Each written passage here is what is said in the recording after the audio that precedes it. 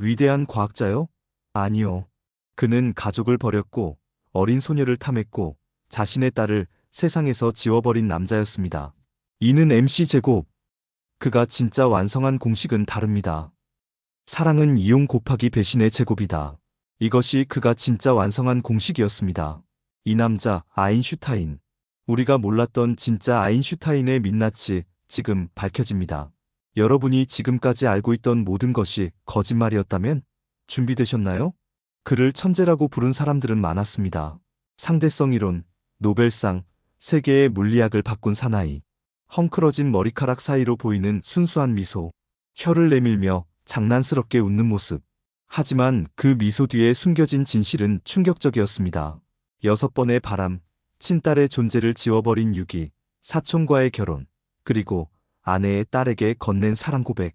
1921년 노벨 물리학상을 받던 그 순간에도 그는 다른 여자를 품고 있었습니다. 시상식장 대신 선택한 것은 비밀 연인과의 여행이었죠. 내 개인적인 일에 참견하지 마시오. 기자들의 질문에 그가 남긴 차가운 답변입니다. 이 남자의 사생활은 추악 그 자체였습니다.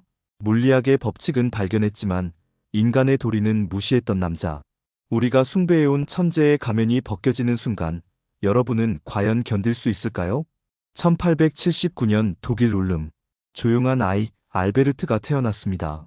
하지만 조용함은 가면이었습니다. 분노하면 악마처럼 돌변했거든요. 5살 때의 일입니다. 여동생 마젠이 인형놀이를 하고 있었는데 아인슈타인은 갑자기 삽을 들고 여동생의 머리를 내려쳤습니다. 이마에서 붉은 혈흔이 흘렀고 마젠은 의식을 잃었죠. 왜 그랬냐는 어머니의 질문에 6살 아인슈타인이 한 대답. 마젠이 내 블록을 만졌어. 볼링공을 던지고 바이올린을 집어던지고 심지어 가정교사를 의자로 내려치기까지. 아인슈타인의 동생으로 살려면 두개골이 단단해야 해요. 80세가 된 마젠이 남긴 이 인터뷰는 그의 폭력성이 얼마나 일상적이었는지를 보여줍니다. 12살 때 아버지 헤르만이 그에게 나침반을 쥐어줬습니다.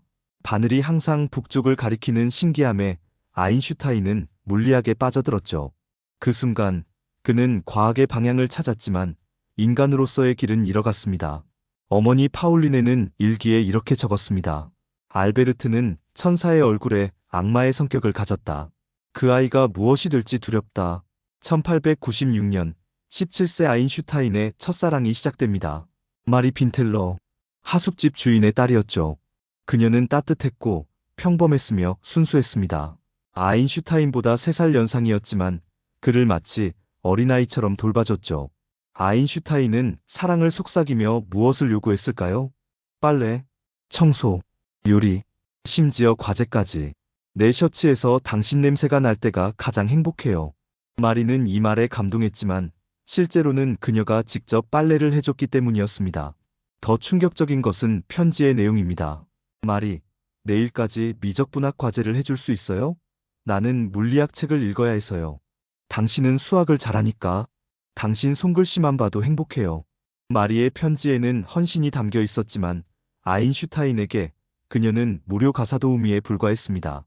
1년 후 아인슈타인은 냉정하게 이별을 통보합니다. 나는 더 큰 꿈이 있어요. 당신과는 다른 길을 가야겠어요. 마리는 실성할 정도로 울었지만 아인슈타인은 이미 새로운 타깃을 찾은 후였습니다. 더 똑똑한 여자, 더 유용한 여자를 말이죠. 20년 후 마리가 결혼했다는 소식을 들은 아인슈타인의 반응. 그 여자 아직도 살아있었구나. 1896년 취리히 연방공과대학.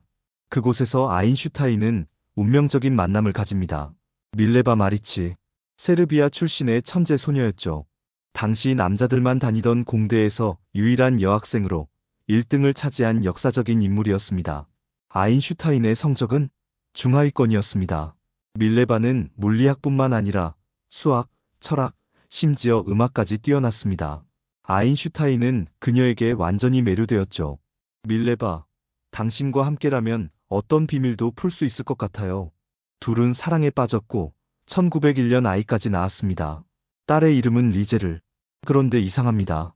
이 아이는 출생 직후 역사에서 사라져버렸거든요. 죽었을까요? 버려졌을까요? 입양되었을까요? 아인슈타인이 친구에게 보낸 편지. 리제를이 성홍열에 걸렸다. 걱정이지만 만약 그 아이가 없다면 우리 삶이 더 단순해질 것이다. 충격적이죠? 친딸의 죽음을 단순함으로 표현한 아버지. 하지만 더 끔찍한 진실이 있습니다.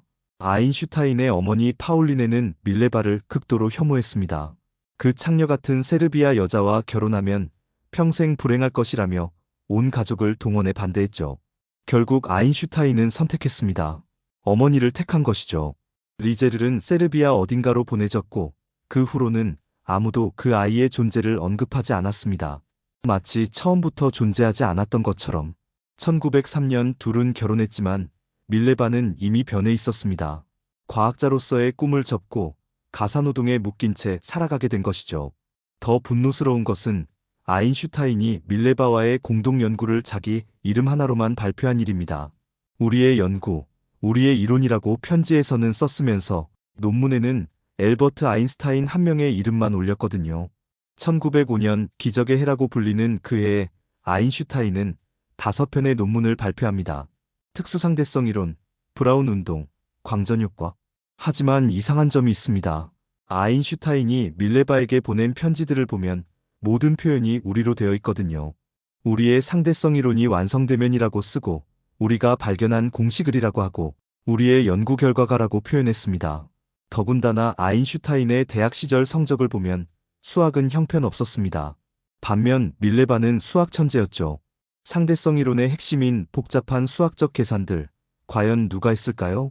아인슈타인의 친구 밀로시 마리치 밀레바의 아버지가 남긴 증언. 밀레바가 밤새 계산하는 모습을 봤다. 알베르트는 옆에서 담배만 피우고 있었다. 하지만 논문이 발표될 때는 어김없이 엘버트 아인슈타인 혼자만의 이름이 올라갔습니다. 노벨상까지 수상한 광전효과 논문. 빛은 입자다라는 혁신적 주장이 담긴 이 논문도 아인슈타인이 밀레바에게 보낸 편지에서는 우리의 광양자 가설이라고 표현되어 있습니다. 1919년 이혼할 때 밀레바는 어떠한 지분도 받지 못했습니다. 20년간의 연구 파트너십에 대한 대가는 전혀 없었죠. 아인슈타인이 밀레바에게 제안한 위자료는 무엇이었을까요? 노벨상을 받으면 상금 전액을 줄게. 그는 자신이 언젠가 노벨상을 받을 것이라는 확신이 있었습니다. 왜일까요? 자신이 혼자 한 연구가 아니라는 것을 누구보다 잘 알고 있었기 때문입니다. 1921년 노벨상 수상 후 아인슈타인은 약속을 지켰습니다. 하지만 그것은 그의 배신을 덮기 위한 돈에 불과했죠. 밀레바의 침묵을 산 것입니다. 1919년 2월 밀레바와의 이혼이 성사된 지 불과 4개월 후입니다. 아인슈타인은 자신의 사촌 엘자 로엔탈과 결혼합니다. 사촌끼리의 결혼, 그것도 이렇게 빠른 재혼은 당시에도 상당히 이상한 일이었죠. 하지만 더 이상한 것은 아인슈타인이 엘자에게 제시한 결혼 계약서였습니다. 그 내용이 충격적이었는데요.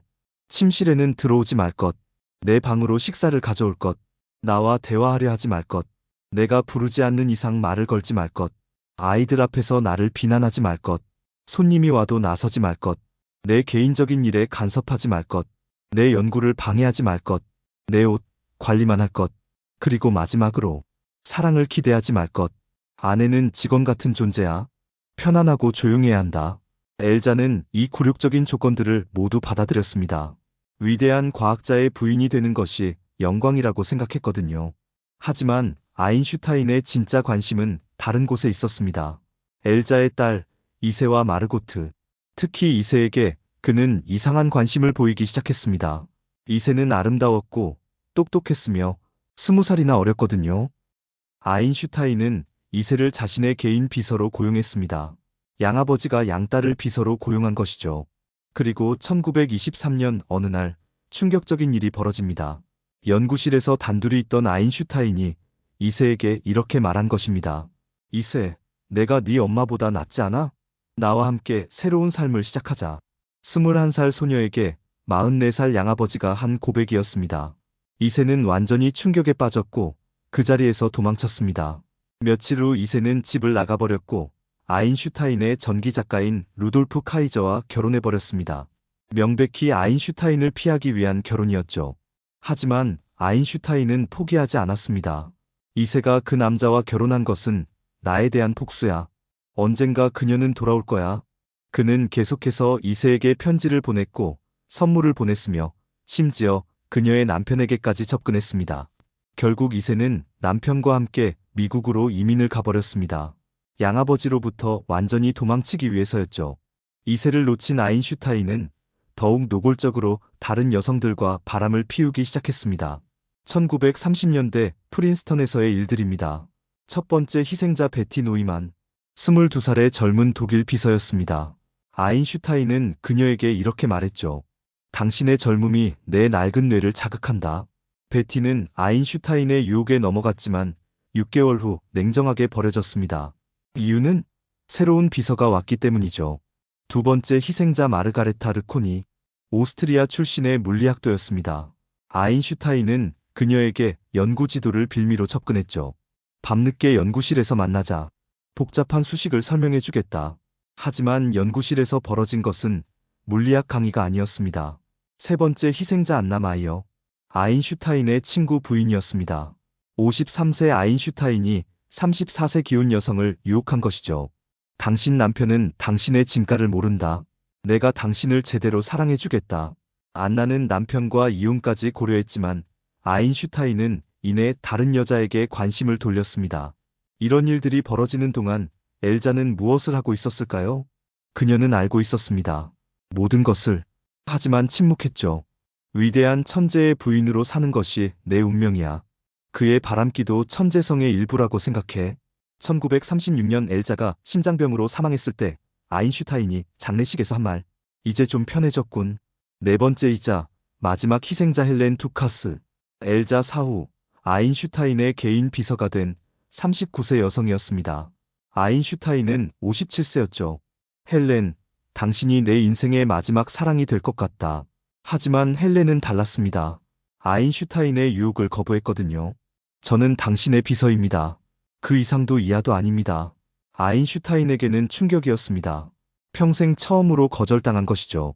그 후로 그는 헬렌을 해고하려 했지만 다른 비서를 구하기가 힘들어서 포기했습니다. 그리고 그녀에게 보복하듯 더욱 차갑게 대했죠. 1955년 4월 17일 밤 프린스턴 병원 응급실에 한 노인이 실려왔습니다. 복부 대동맥류 파열로 고통스러워하는 76세 아인슈타인이었죠. 의사들은 수술을 권했지만 아인슈타인은 거부했습니다. 인위적으로 생명을 연장하는 것은 품이 없는 일이다. 하지만 진짜 이유는 달랐습니다. 죽음이 두려워서가 아니라 아무도 그의 죽음을 지켜보러 오지 않을 것이라는 사실을 알고 있었기 때문이죠. 병상에서 그는 무엇을 생각했을까요? 첫째 딸 리제르는 유기되었고 생사조차 확인되지 않았습니다. 둘째 아들 한스 알베르트와는 20년째 의절 상태였습니다. 막내 아들 에두아르트는 조현병으로 스위스 정신병원에 갇혀 있었죠. 그가 사랑했다고 말했던 여성들은? 마리 빈텔러는 이미 다른 남자와 행복한 가정을 꾸렸고 밀레바는 병든 몸으로 혼자 쓸쓸히 살고 있었으며 엘자는 20년 전에 세상을 떠났고 이세는 미국 어디선가 그를 피해 살고 있었습니다. 결국 아인슈타인의 임종을 지킨 사람은 단 한 명, 헬렌 두카스뿐이었습니다. 그것도 의무감 때문이었죠. 4월 18일 새벽 1시 15분, 아인슈타인은 홀로 숨을 거뒀습니다. 마지막 말을 독일어로 중얼거렸지만 곁에 있던 간호사는 영어만 알아들을 수 있었습니다.